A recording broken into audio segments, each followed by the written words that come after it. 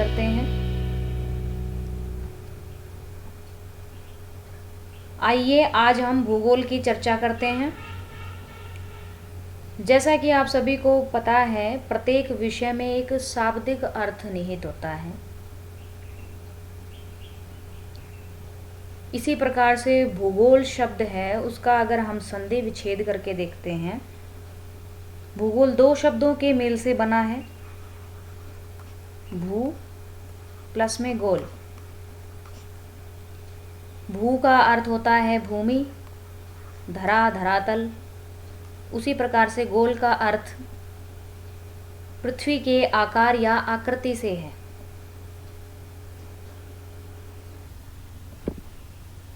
भूगोल शब्द परिभाषित करता है कि पृथ्वी का आकार गोलाकार है। इसी प्रकार से इंग्लिश में हमारे पास में आता है जियोग्राफी।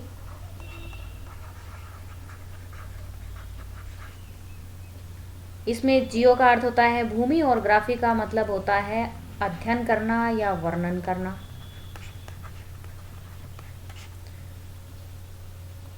भूमि का वर्णन करना या भूमि का अध्ययन करना।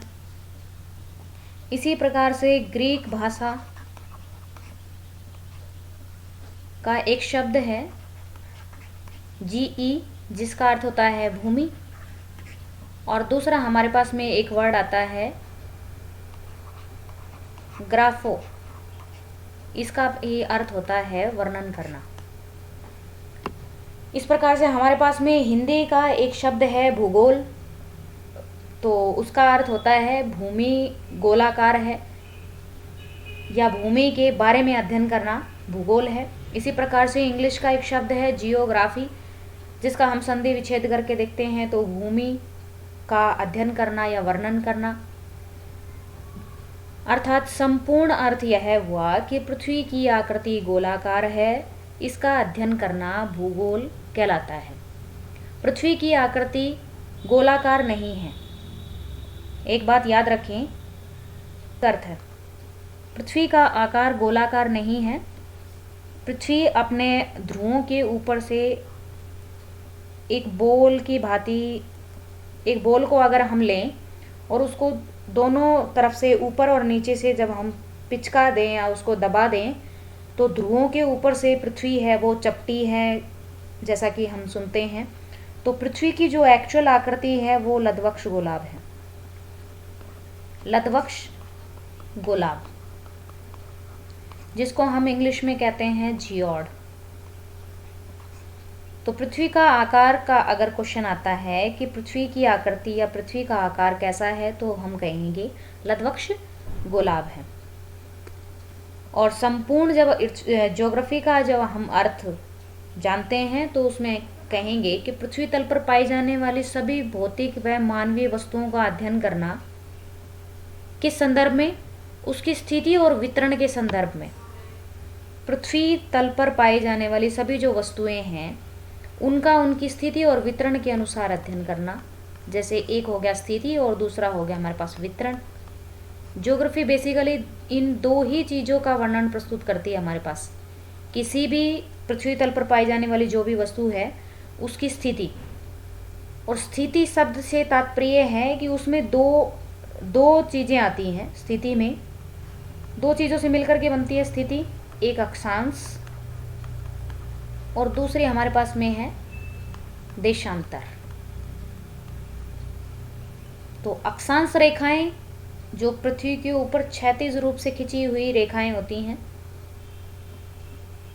उन्हें हम कहते हैं अक्षांश, और दूसरा उत्तरी ध्रुव से और दक्षिणी ध्रुव को मिलाने वाली जो रेखा वर्टिकल होती है उन्हें हम कहते हैं देशांतर रेखा। ओके, अभी मैंने आपको एक बात बताई कि ज्योग्राफी का जो अर्थ है वो पृथ्वी तल पर पाई जाने वाली समस्त वस्तुओं की स्थिति और वितरण का अध्ययन करना या वितरण प्रस्तुत करना ज्योग्राफी कहलाती है।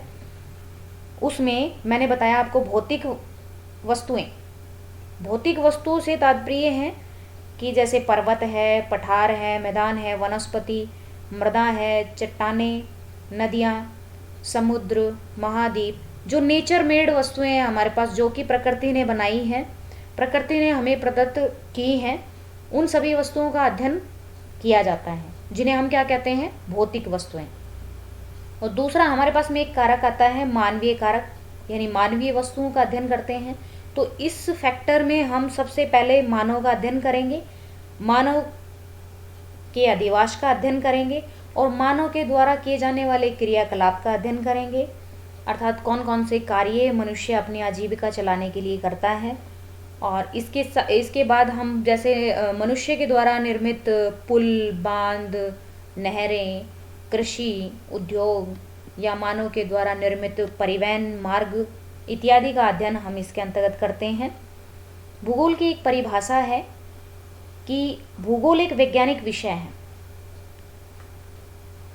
वैज्ञानिक से मतलब है कि साइंस एक ऐसी विषय है जिसमें हर चीज़ प्रूव होती है, सिद्ध होती है, प्रमाणित हम हर किसी चीज़ को कर सकते हैं साइंस में। उसी प्रकार से ज्योग्राफी भी एक वैज्ञानिक विषय है जिसमें हम पृथ्वी के अंतर्गत जितनी भी वस्तुएं हैं या जो भी हम बोलेंगे कि क्रियाकलाप हैं, उनको हम सिद्ध कर सकते हैं। जैसे पृथ्वी की उत्पत्ति कैसे हुई, जैसे पर्वत कैसे बने, इसको हम प्रमाण के साथ में सिद्ध कर सकते हैं। तो हमारी परिभाषा थी, भूगोल एक वैज्ञानिक विषय है जिसमें संपूर्ण पृथ्वी अर्थात स्थलमंडल, जलमंडल और वायुमंडल सभी का अध्ययन किया जाता है। स्थलमंडल, जलमंडल और वायुमंडल, ये तीन चीज़ें होती हैं और इन्हीं तीनों चीज़ों से मिलकर के बनता है हमारा जैवमंडल। स्थलमंडल, जलमंडल और वायुमंडल, और इन्हीं से मिलकर के बनता है हमारा जैवमंडल। अर्थात जिस स्थान पर जल की प्राप्ति होगी, जहाँ पर स्थल होगा, जहाँ पर जल मिलेगा और जहाँ पर वायु की उपस्थिति होगी, ऐसे स्थान पर ही जैवमंडल विद्यमान रहेगा। अर्थात जैवमंडल के अंदर आता है हमारे पादप और इसके साथ में हमारे जीव।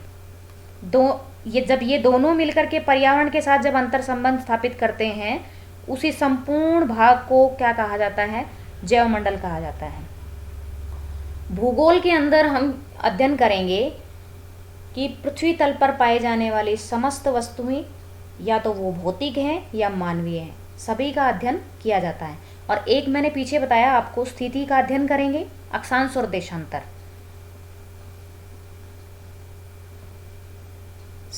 अक्षांश और देशांतर से मिलकर के स्थिति बनती है।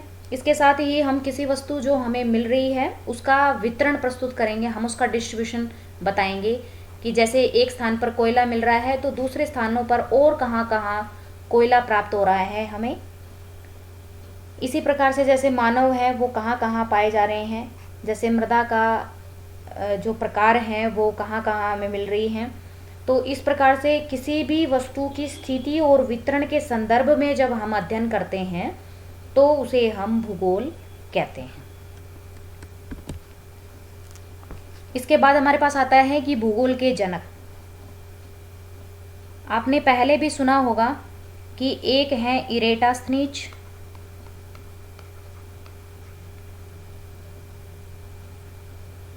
इरेटास्थनीज महोदय, जिन्हें भूगोल का जनक कहा जाता है, भूगोल का पिता कहा जाता है। इन्होंने जो ग्रीक भाषा का जो शब्द है भूगोल, ये शब्द है इन्होंने सबसे पहले प्रयोग किया था। इरेटास्थनीज महोदय ने भूगोल शब्द का प्रयोग सबसे पहले किया था और इसी कारण से इन्हें भूगोल का पिता कहा जाता है। इसके साथ ही इन्होंने भूगोल का व्यवस्थित या क्रमबद्ध जो अध्ययन होता है, व्यवस्थित अध्ययन इन्होंने किया था, सिस्टमैटिक, जिसे हम कहते हैं कि एक सिस्टम से इन्होंने भूगोल का अध्ययन किया था। इरेटास्थनीज महोदय को भूगोल का पिता कहा जाता है शब्द प्रयोग करने के कारण। इसके साथ आपने एक नाम और सुना होगा, हेरोडोटस। हेरोडोटस महोदय हैं, इन्हें भी भूगोल का प्रणेता कहा जाता है, या पिता कह लो आप, या जनक, इन्हें भी भूगोल का पिता कहा जाता है। अब कंट्रोवर्सी आ जाती है आपके पास कि इरेटास्थनीज को आप भूगोल का पिता कहें या हेरोडोटस को आप भूगोल का पिता माने। तो एक क्वेश्चन जब आपके पास आता है और उसमें ऑप्शन आपके हेरोडोटस और इरेटास्थनीज दोनों आते हैं, तो आप हेरोडोटस को आंसर फिल करेंगे,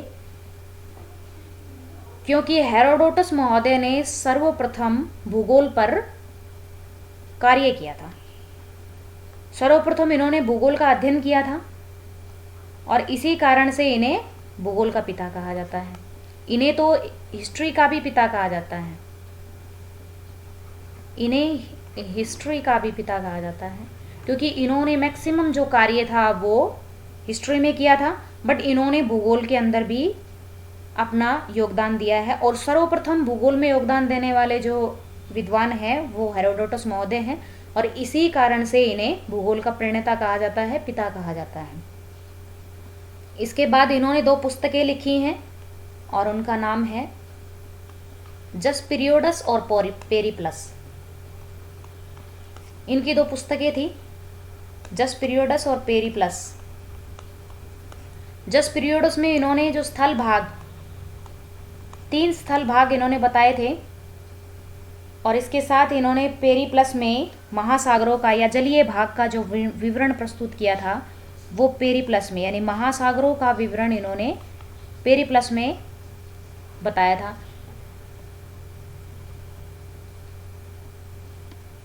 तो भूगोल के जनक हेरोडोटस महोदय को प्राथमिक स्तर पर माना जाता है, और भूगोल शब्द प्रयोग करने के कारण से इरेटास्थनीज को भूगोल का पिता कहा जाता है। अगर आपके ऑप्शन में दोनों आते हैं तो आप आंसर हेरोडोटस को फिल करेंगे, इरेटास्थनीज अगर आते हैं तो आप इरेटास्थनीज महोदय को यस करेंगे।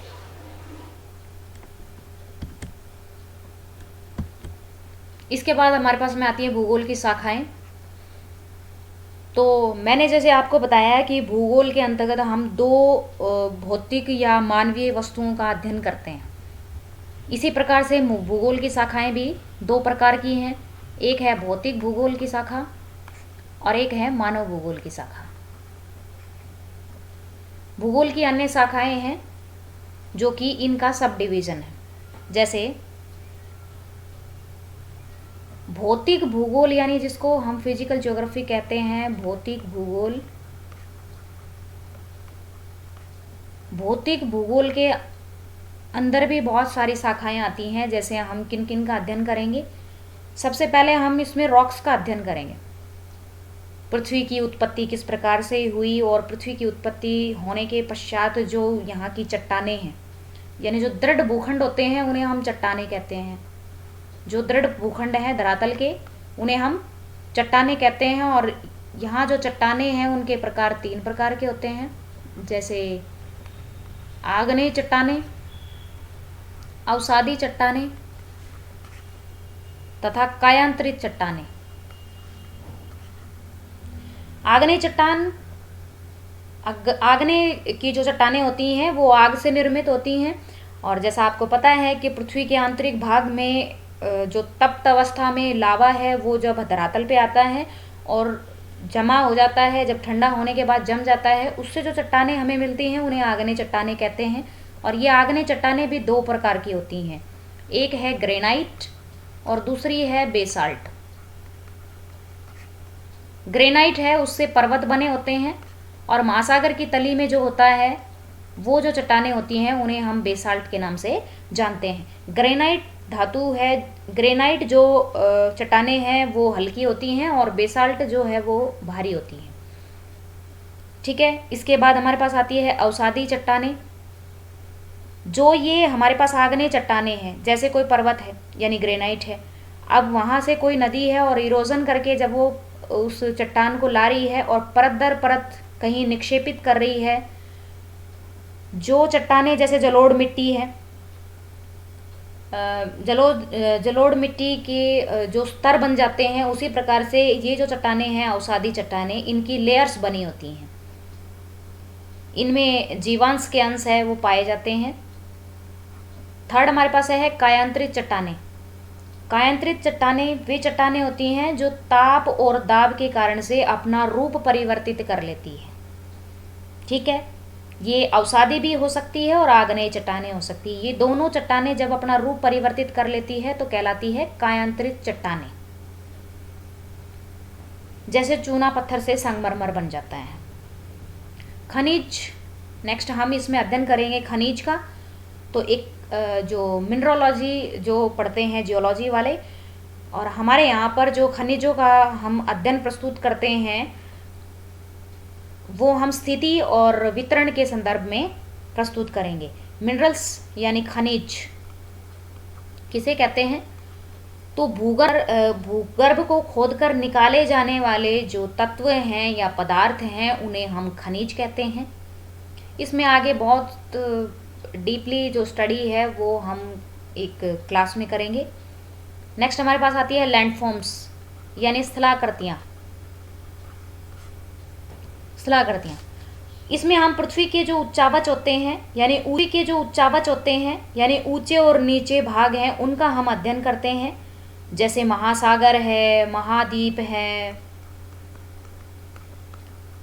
इसके साथ ही पर्वत है, पठार, मैदान, नदियां हैं या फिर कोई जलप्रपात है या डेल्टा है।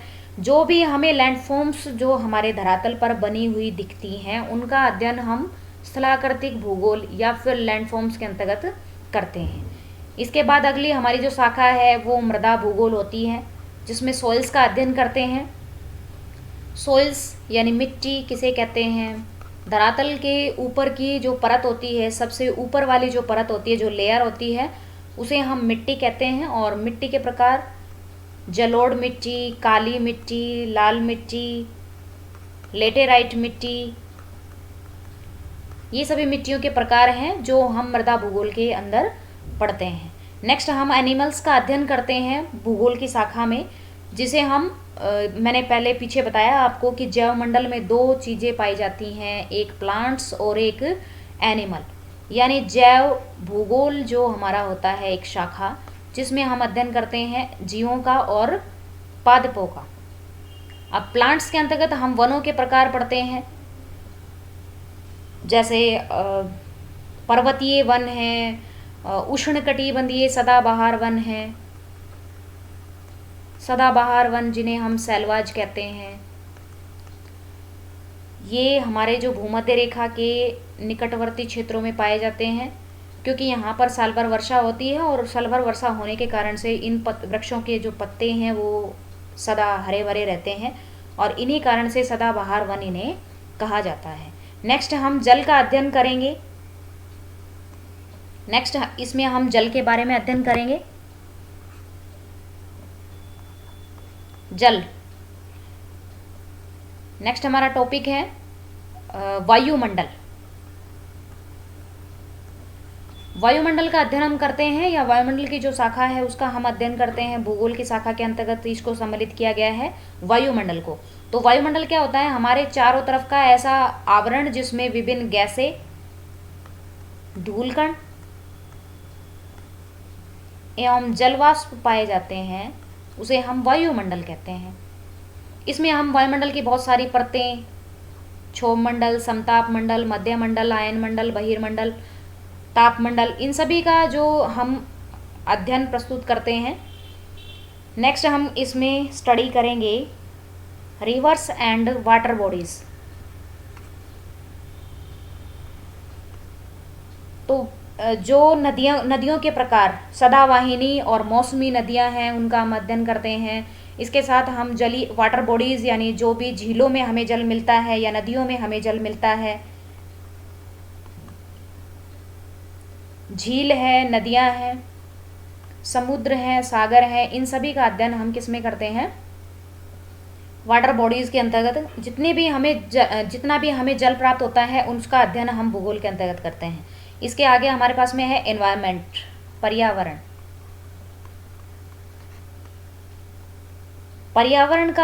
पर्यावरण भूगोल की एक शाखा है जिसमें पौधे और जीव जंतु हमें मिलते हैं। जैसा मैंने पीछे आपको बताया कि स्थलमंडल, जलमंडल और वायुमंडल तीनों चीज़ें जहाँ जाकर मिलती है उस स्थान को कहा जाता है जैवमंडल। और जैवमंडल के अंतर्गत हम क्या करते हैं, पादप और जीव यानी पौधे और जीव जंतुओं का अध्ययन करते हैं। इसके साथ ही हम क्लाइमेटोलॉजी या हम जलवायु विज्ञान इसको कहते हैं, इसे मौसम विज्ञान कहते हैं। हमारे यहाँ पे भूगोल की एक शाखा है जिसमें हम क्लाइमेट का अध्ययन करते हैं। क्लाइमेट और मौसम दोनों एक अलग अलग संदर्भ में जब हम इसे पढ़ते हैं तो इसमें अंतर मिलता है। जैसे जलवायु हम किसे कहेंगे, किसी स्थान विशेष पर 31 से 35 वर्ष तक लगातार अगर एक ही प्रकार की वायुमंडलीय दशाएं अगर हमें मिलती हैं, वायुमंडलीय दशाओं से मतलब है जैसे वर्षा, तापमान, अगर किसी स्थान पर कंटिन्यूस 31 से 35 वर्ष तक लगातार वर्षा की प्राप्ति है, वो हमें जैसे 250 सेंटीमीटर हो रही है या 200 सेंटीमीटर हो रही है, तो उस स्थान को हम आर्द्र जलवायु का दर्जा देते हैं। तो जलवायु के प्रकारों के बारे में और जलवायु के बारे में जो हम पढ़ते हैं, उनको प्रभावित करने वाले कारक होते हैं, उनका अध्ययन हम क्लाइमेटोलॉजी में करते हैं। इसी के साथ मौसम, जो समय की छोटी अवधि के दौरान घटित होने वाली जो वायुमंडलीय घटनाएं होती हैं उन्हें हम मौसम कहते हैं। जैसे आर्द्र मौसम, बादल वाला मौसम, उमस भरा मौसम, इस प्रकार से। नेक्स्ट हम ओशंस यानी इसमें हम महासागरों का अध्ययन करेंगे, इसको हम ओशियनोग्राफी कहते हैं, जिसमें हम महासागरों का अध्ययन करेंगे। और वर्तमान में हमारे पास में महासागर 5 है। वर्तमान में हमारे पास में 5 महासागर हैं, वही प्रशांत महासागर, अटलांटिक महासागर, हिंद महासागर, आर्कटिक, और एक हमारे पास में है दक्षिणी महासागर, 5वां। दक्षिणी महासागर है वो प्रशांत का दक्षिणी हिस्सा, अटलांटिक का दक्षिणी हिस्सा और हिंद महासागर का ही दक्षिणी हिस्सा जो है अंटार्कटिका महाद्वीप के चारों ओर, उसे हम दक्षिणी महासागर कहते हैं। ये थी हमारे भौतिक भूगोल की जो शाखाएं। अब हम भूगोल की दूसरी शाखा जिसका नाम क्या है, मानव भूगोल। मानव भूगोल, तो जैसा मैंने पहले बताया आपको कि मानव भूगोल भूगोल की वह शाखा है जिसके अंतर्गत हम स्वयं मानव का अध्ययन करेंगे। तो स्वयं मानव का अध्ययन करेंगे, इसमें हमारे पास में है पॉपुलेशन यानी जनसंख्या। जनसंख्या, तो जनसंख्या का अर्थ हम अगर जाने तो जनसंख्या किसे कहते हैं, एक प्रदेश विशेष या एक स्थान विशेष लगा लो, कोई भी एक विशेष स्थान है जिसके अंतर्गत रहने वाले कुल लोगों की संख्या क्या कहलाती है, जनसंख्या कहलाती है। एक स्थान विशेष पर निवास करने वाले लोगों की संख्या जनसंख्या कहलाती है। जनसंख्या का जो वितरण है, जनसंख्या को प्रभावित करने वाले कारक हैं, इसमें जो लिंगानुपात है, साक्षरता है, इन सभी का अध्ययन हम जनसंख्या भूगोल के अंदर करते हैं। नेक्स्ट हमारे पास में है बस्ती।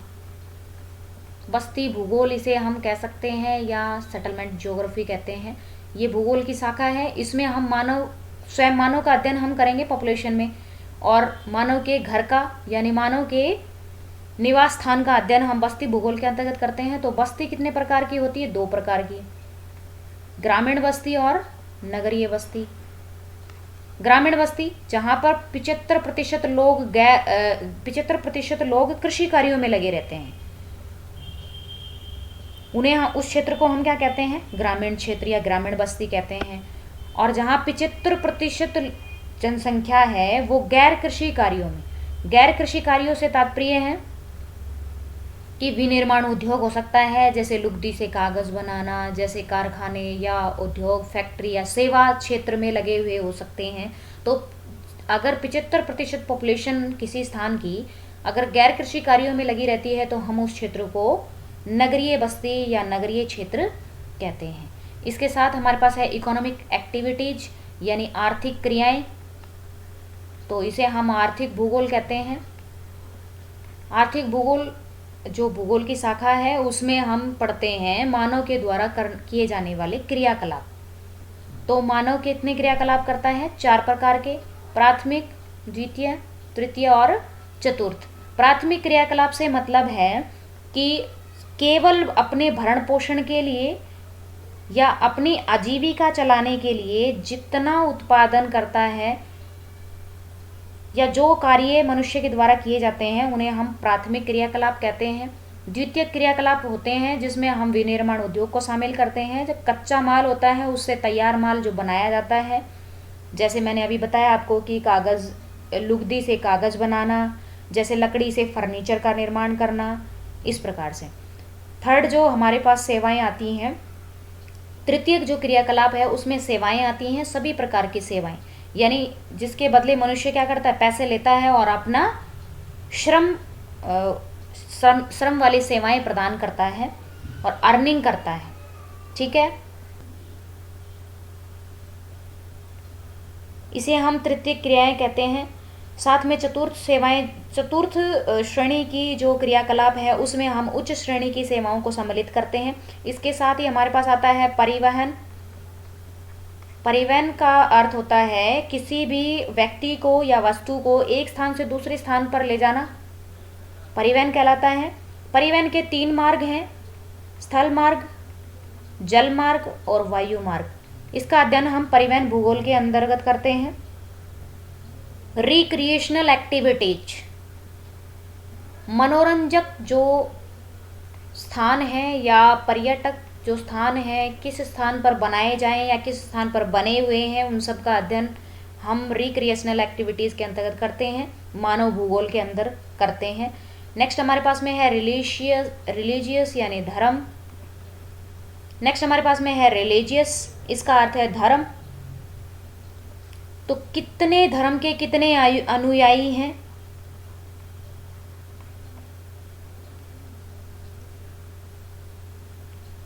धर्म के अनुयायियों की संख्या तथा धार्मिक जो रीति रिवाज हैं उनका वर्णन इसके अंतर्गत होता है।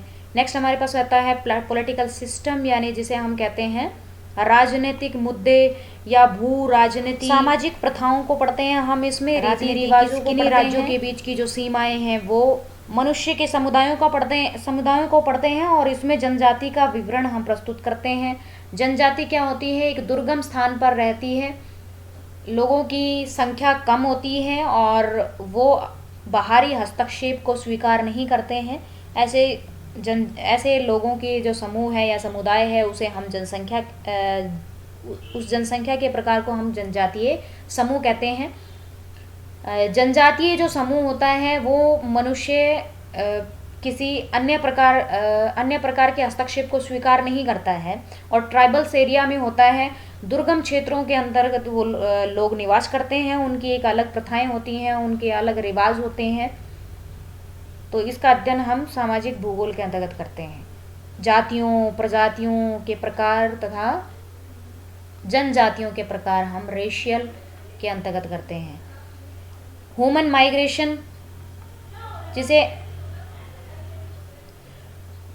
माइग्रेशन जिसे हम प्रवास कहते हैं। तो प्रवास का अर्थ होता है लोगों का किसी भी कारण से, वो कारण 2 प्रकार के हो सकते हैं, एक आकर्षक कारक हो सकता है, एक प्रतिकर्ष कारक हो सकता है। तो आकर्षक कारक में जितनी भी पॉजिटिव चीज़ें होती हैं कि हमें सुविधाएं मिल रही हैं या शिक्षा के लिए जो प्रवास करते हैं लोग, पलायन करते हैं, उसे हम आकर्षक कारक कहेंगे। और प्रतिकर्ष कारक यानी किसी दंगे फसाद की वजह से या असुविधाओं की वजह से या किसी सुविधा की कमी के कारण से जब लोग पलायन करते हैं तो उसे हम प्रवास का प्रतिकर्ष कारक कहते हैं। नेक्स्ट हमारे पास है एग्रीकल्चर सिस्टम। तो मिट्टी को जोतने, गोड़ने और उसमें बीज डालकर फसल उत्पादित करने की जो प्रक्रिया होती है उसे हम कृषि कहते हैं। इसमें हम फसल उत्पादन, कृषि की नई नई तकनीकें हैं, उन सभी का अध्ययन हम कृषि भूगोल के अंतर्गत करते हैं। इसके बाद हमारे पास है अर्बन सिस्टम। इसके बाद हमारे पास है अर्बन सिस्टम, नगरीय लोगों के नगरीय जो समुदाय है उनके कार्य का स्वरूप है या नगर की सीमाएं हैं या सेवाओं का वर्गीकरण हम अर्बन सिस्टम या नगरीय प्रणाली के अंतर्गत करते हैं। यह नगरीय भूगोल जो है वो मानव भूगोल की शाखा है। इसके साथ ही हमारी जो नेक्स्ट वीडियो रहेगी उसमें इंडियन ज्योग्राफी को हम पढ़ेंगे। इंडियन ज्योग्राफी का अध्ययन भी हम उसी संदर्भ में करेंगे जैसे मैंने आपको पीछे बताया कि ज्योग्राफी का अर्थ होता है किसी भी वस्तु के बारे में स्थिति और वितरण बताना, स्थिति और वितरण प्रस्तुत करना ही ज्योग्राफी कहलाती है। तो इंडियन ज्योग्राफी में भी हम क्या पढ़ेंगे, इंडिया की स्थिति पढ़ेंगे। इंडिया की स्थिति पढ़ेंगे कि कितने अक्षांश और कितने देशांतर के बीच में जो भारत अवस्थित है, कौन से गोलार्ध में है, किन किन राज्यों से जो सीमाएं लगती हैं भारत की,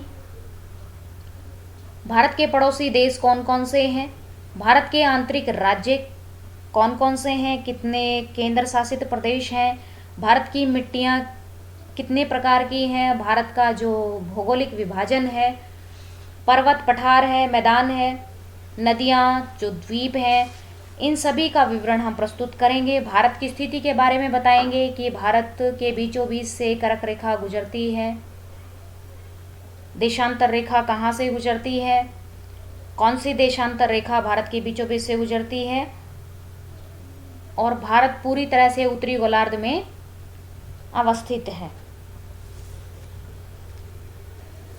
हम इंडियन ज्योग्राफी पढ़ेंगे, हम वो ही पढ़ेंगे जैसे हम ज्योग्राफी का अध्ययन करते हैं। देखिए यहाँ पे पढ़ना हमें ज्योग्राफी ही है, लेकिन उसे हम इंडिया की रिस्पेक्ट में पढ़ेंगे।